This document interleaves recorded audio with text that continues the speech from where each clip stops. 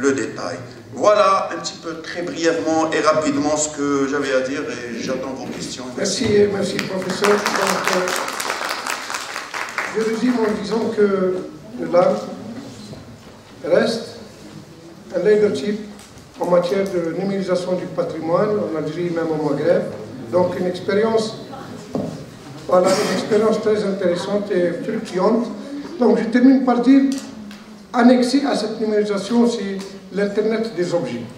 Voilà, l'ère où on va travailler et on va demander à nos jeunes chercheurs d'essayer d'accéder à l'Internet des objets pour être un peu à l'actualité de ces événements-là, la numérisation du patrimoine, comme le fait le LAM avec tous ces outils performants donc, qui sont à la numérisation.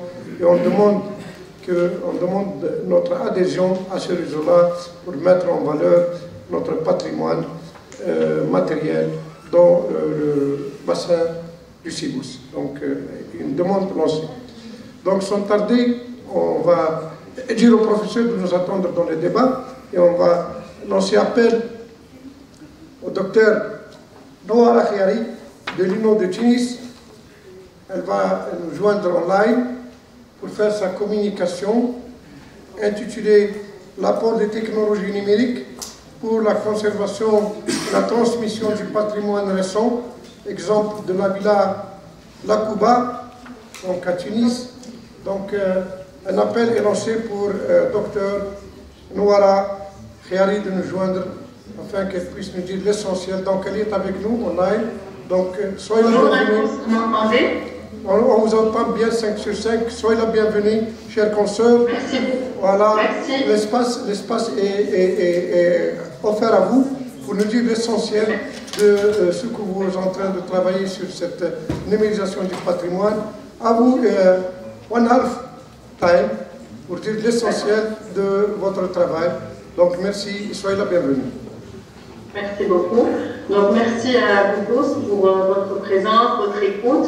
J'aurais aimé être avec vous, mais ce n'était pas possible. Merci de m'avoir donné l'opportunité de présenter cette contribution, comme vous l'avez dit, qui s'intitule « L'apport des technologies numériques pour la conservation et la transmission du patrimoine récent ».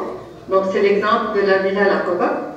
Donc, alors, cette présentation va se structurer en 4 points principaux. D'abord, l'importance des outils numériques dans la préservation du patrimoine en Tunisie, suivi d'une présentation brève des principales technologies numériques appliquées au patrimoine.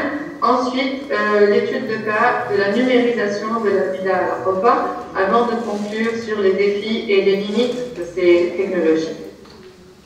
Alors d'abord, je vais replacer dans le contexte général la préservation du patrimoine architectural en Tunisie, qui est particulièrement riche et diversifié comme en Algérie, qui s'étend du nord au sud, comme on peut le voir sur la carte des sites patrimoniaux, est essentielle pour protéger cet héritage culturel et historique.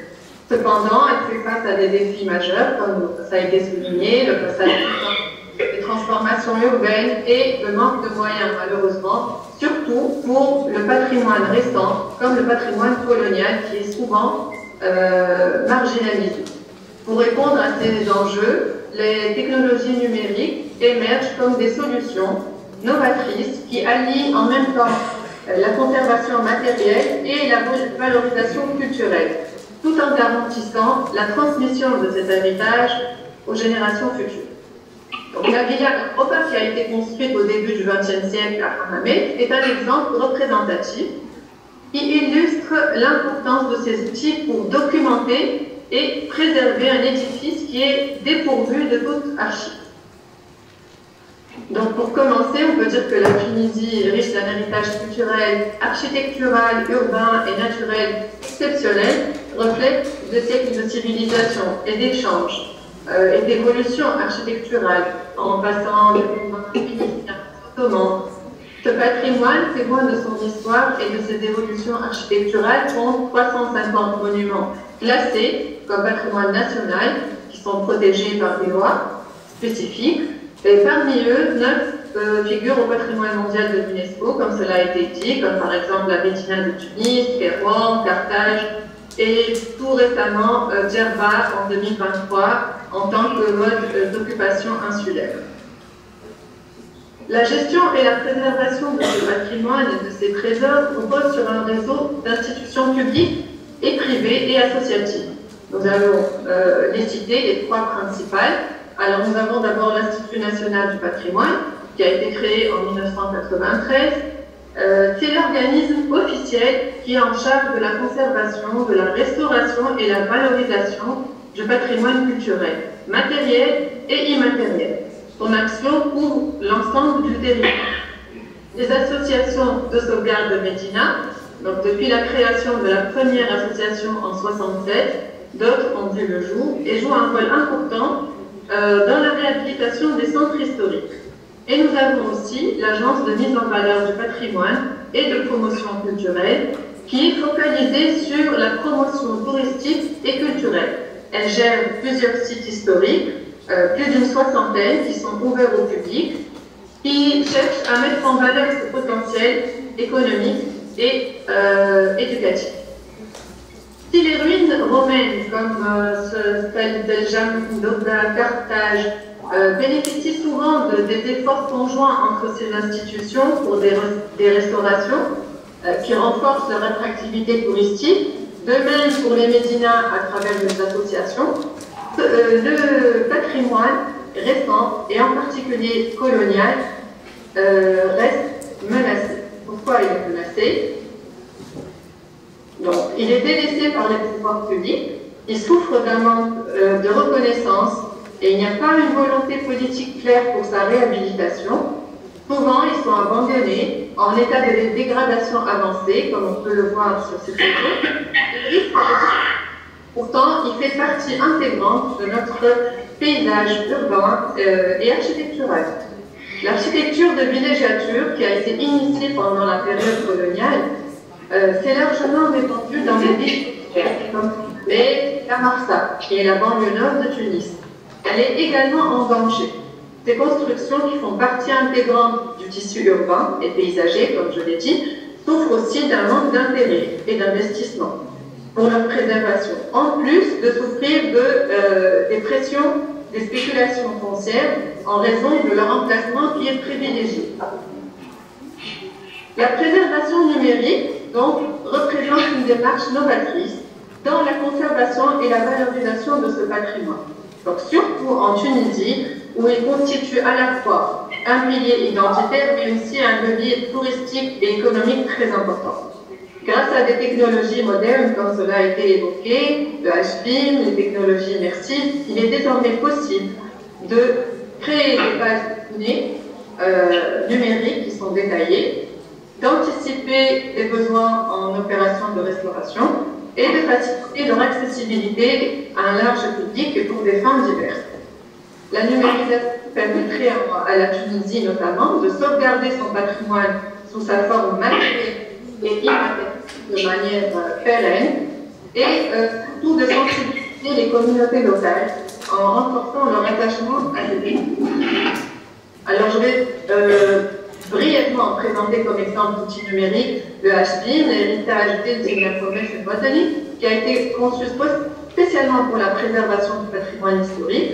La différence avec le BIM, c'est qu'il inclut des dimensions supplémentaires, telles que les données historiques, les propriétés des matériaux de construction, les techniques constructives, des détails architecturaux et artistiques, des données qui sont liées au contexte environnemental et géographique. Donc en centralisant ces informations dans une base de données unique, il permet de documenter les actes tout en facilitant la planification des interventions. Ici, un remarquable de cette application, c'est la maquette numérique de la cathédrale Notre-Dame de Paris, qui a été utilisée pour sa restauration après l'incendie de 2019. Cependant, en Tunisie, cet outil n'est pas encore utilisé contrairement au BIM, bien que son potentiel soit prometteur. Son intégration pourrait transformer complètement la gestion du patrimoine en offrant un suivi précis et une priorisation des interventions urgentes, et ce qui va réduire les coûts et les délais des travaux. La modélisation 3D, par contre, c'est un autre outil qui est complémentaire, qui permet de reproduire fidèlement la morphologie et les détails des édifices historiques à travers des représentations parfois très réalistes. Donc, il se fait en plusieurs étapes, comme ça a été décrit par le professeur Amir Foucha. Ces modèles ont pour avantage une mémoire numérique durable, c'est-à-dire que tous les détails seront conservés de manière virtuelle et peut servir d'outil pour la restauration, dans le sens où il sera une référence pour reproduire des éléments disparus ou endommagés. Les nouveaux outils, les technologies, comme ça a été évoqué par le professeur Nejo, on a la réalité augmentée et la réalité virtuelle qui complètent ces approches en rendant le patrimoine accessible. Donc la réalité virtuelle permet de recréer numériquement un bâtiment ou un site. Donc ça offre une expérience immersive qui plonge l'utilisateur au cœur de l'architecture. Par contre, la réalité augmentée, elle superpose des informations interactives sur le monde réel, ce qui va enrichir l'expérience du visiteur. En Tunisie, nous avons l'exemple de l'application Musée Bardo qui a été lancée en mai 2019 à l'occasion du mois du patrimoine. Donc elle a consigné 15 objets exposés au musée du Bardo, 4 mosaïques et 11 sculptures. Cette technologie apporte donc une certaine sensibilisation accrue qui va captiver un large public, une valorisation touristique parce qu'elle va permettre de redécouvrir des sites archéologiques sous un nouvel angle et constituer un outil de recherche. Passons maintenant à l'étude de cas de la Villa La Roba. C'est un projet en cours, je le précise, qui résulte de l'initiative des actuels propriétaires. Cette initiative est soutenue par l'Association de l'éducation relative à l'environnement de Hammamet. Cette villa constitue un exemple concret d'un édifice où ces technologies ont un rôle d'écoute de la journée. Donc elle a été construite en 1930. Elle s'inscrit dans le contexte historique de la période coloniale en Tunisie, au Hammamet, qui est situé au nord-est de la capitale, à 72 km, devenait un lieu prisé par les Européens. Ils étaient fascinés par sa beauté, la lumière, son architecture. Donc il y a une élite intellectuelle et artistique qui est venue s'installer et construire des villas qui ont contribué à façonner son identité urbaine et architecturale. Dans ce cadre, la Villa La Roba présente un exemple d'architecture de villégiature, tout comme la qui est connue, mêlant influence européenne et tradition locale. En raison de l'absence totale de documentation, aucun plan, aucun détail architectural n'a été consigné depuis sa construction. Elle est plus que jamais vulnérable. Elle est exposée à une perte, en fait, de son intégrité. Cet état de fait souligne l'urgence de la préserver. Bien que cette architecture ait marqué l'histoire de Hammamet, elle continue depuis près d'un siècle à enrichir son paysage littoral, comme on peut le voir ici sur cette vue aérienne qui date de 1935. Elle reste méconnue du fait qu'elle soit habitée, donc inaccessible au public. La Roba, elle est ancrée dans la mémoire collective des Hammamétois et de tous les passants qui traversent la plage. Elle continue de captiver par sa beauté sans pour autant pouvoir y entrer et découvrir sa richesse. Par ailleurs, elle est un excellent candidat pour la numérisation de par ses caractéristiques, notamment son architecture arabisante, avec l'emploi une coupole majestueuse qui fait plus de 6 mètres de diamètre, dont elle porte le nom d'ailleurs la Roba. Sa conception spatiale qui mêle en même temps des pratiques constructives traditionnelles et une architecture moderne, qui a introduit des dispositifs spatiaux inédits, qui traduisent en fait un nouveau mode de vie et un nouveau mode d'habiter. En effet, contrairement à l'architecture traditionnelle de la Médina, qui est introvertie et centrée sur le spatial, la villa adopte une organisation spatiale qui est tournée vers l'extérieur en s'ouvrant sur la mer et le jardin environnant. D'autre part, ces détails architecturaux méritent aussi une documentation numérique précise pour en assurer la sauvegarde, tels que les motifs sculptés des encadrements sur la pierre, les grilles en fer forgé, ou encore les carreaux de faïence qui sont ornés de motifs colorés, et bien d'autres détails. Et plusieurs facteurs fragilisent l'intégrité de la villa, à commencer par son emplacement au bord de mer, qui l'expose continuellement aux agressions du climat marin. En effet, l'air chargé en sel, associé à un taux d'humidité élevé, exerce une action corrosive, par exemple sur les IPN qui composent les planchers. Ces poutres en acier, bien qu'innovantes à l'époque de construction, sont vulnérables à la corrosion, ce qui pourrait compromettre la stabilité de la villa. Alors nous avons le badigeonnage à la chaux, c'est le revêtement traditionnel qui habille les murs extérieurs. Il commence à s'effriter sous l'effet des cycles de condensation. Donc ceci va exposer les structures sous-jacentes à d'éventuelles détériorations. Par ailleurs, comme nous l'avons déjà dit, la villa a subi plusieurs transformations au fil des années pour s'adapter aux besoins des différents propriétaires qui jusque-là ont essayé de respecter son architecture. Donc cette évolution doit être retracée et consignée quelque part. Le premier objectif de la numérisation de la villa, c'est de créer une archive numérique détaillée pour la documenter et pour la préserver dans ses moindres détails. Cette démarche structurée a permis de réaliser des relevés précis, capturant son implantation dans le terrain, sa géométrie, ses dimensions structurelles, ses différents ornements. Ces données ont été ensuite saisies, accompagnées d'informations sur les matériaux, les techniques de construction et l'évolution de l'édifice. Cette archive numérique pourra un jour constituer une ressource pour les restaurations futures. Elle offrira ainsi une base fiable pour des interventions respectueuses de son intégrité. Je vais vous présenter un résumé des principales étapes accomplies.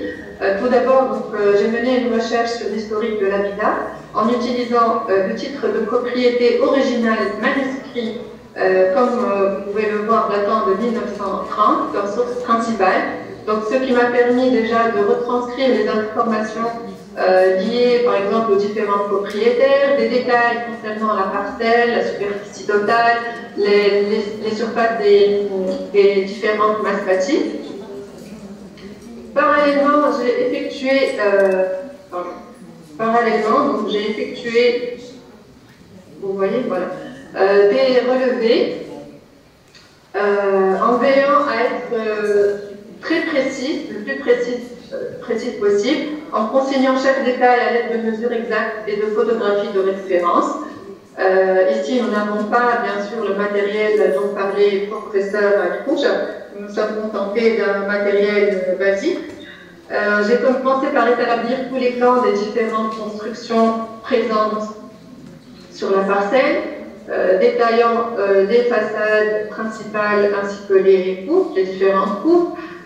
La représentation de tous les détails architecturaux, dont voici quelques exemples, a également été réalisée, tels que les différentes grilles en fer forgé, la cheminée centrale avec ses matériaux, les carreaux de faïence, les frises sculptées dans la pierre, mais aussi un relevé détaillé de tous les éléments structurels qui composent les planchers, en particulier l'emplacement de tous les IPN des voûtes, une tâche qui était un peu difficile vu la hauteur du plafond, qui varie entre 3,50 m et 8 m au niveau de la coupole centrale, sans oublier de consigner tous les murs porteurs et d'autres éléments de la structure. L'étape en cours consiste en la modélisation en 3 dimensions de la villa. C'est un travail qui est encore inachevé. Comme illustré sur cette image, le modèle est présenté ici sous une forme de vue éclatée. Cher conseil,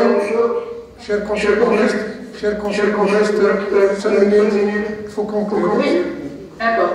Donc ici, sous forme de vue éclatée, il s'agit d'une vue de la façade sur mer. Voilà. Donc le deuxième objectif ici, c'est assurer un suivi structurel et anticiper les interventions de conservation nécessaires. Donc ici, on pourrait faire appel à l'intelligence artificielle et des capteurs intégrés qui pourraient nous aider à identifier.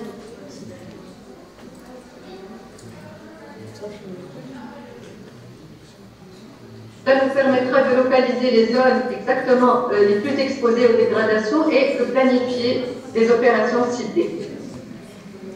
Le troisième objectif, c'est rendre la villa accessible et valorisée, malgré son statut de demeure privée et habitée. Donc là, la réalité virtuelle peut surmonter cette contrainte et proposer des visites interactives qui favoriseraient la sensibilisation à l'importance de sa préservation, notamment auprès des jeunes générations. C'est également l'objectif poursuivi par l'association de l'éducation relative à l'environnement de Hamabé, qui a développé en ce sens donc, un guide des bâtiments patrimoniaux de la région, auquel la COBA va bientôt venir s'ajouter. Enfin, ce contenu numérique, il contribuerait à la valorisation de la villa au-delà des frontières nationales, la plaçant au cœur de l'héritage méditerranéen et mettre en lumière l'hybridation entre les traditions locales et les influences européennes. Bien que prometteuse, l'intégration de ces technologies, elle est confrontée à des multiples défis, notamment en termes de coûts et de ressources. Comme l'a dit le professeur Yekouja, l'acquisition du matériel spécialisé et sa maintenance, c'est une contrainte financière majeure, surtout pour la Tunisie, quand on sait que le budget alloué à la culture et au patrimoine représente 0,5% du budget national, et cela en 2023. De plus, nous manquons de professionnels qualifiés, associés à une absence de formation adaptée en HBIM, par exemple dans les cursus universitaires, ce qui complique davantage l'utilisation de ces outils. Le coût élevé, le recours aux experts étrangers ou à la formation locale constitue également un obstacle pour les institutions publiques, mais aussi pour les propriétaires privés qui souhaitent préserver leur patrimoine. Donc les outils numériques aussi présentent des limites. L'efficacité des données dépendra de la collecte même de ces données, si un monument est très dégradé, par exemple. La durabilité des archives numériques, elle est menacée par l'évolution rapide des logiciels, comme cela a été dit, et la dépendance aussi au numérique, c'est-à-dire marginaliser le savoir-faire des artisans qui sont essentiels dans la restauration. En fait, il faut une approche adaptée à notre contexte, mutualiser des ressources publiques et privées, intégrer les technologies dans l'enseignement et surtout assurer la complémentarité entre artisanat traditionnel et outils modernes. C'est-à-dire que garantir que ces outils ne remplacent pas, mais renforcent le savoir-faire artisanal. Donc, en conclusion, nous pouvons dire que l'intégration de ces technologies dans la gestion et la préservation du patrimoine ouvre de nouvelles perspectives. Ces outils transcendent leurs fonctions techniques pour devenir des canaux de transmission. À travers l'exemple de la villa, nous avons démontré les avantages de l'appropriation de ces outils pour la conservation et la transmission.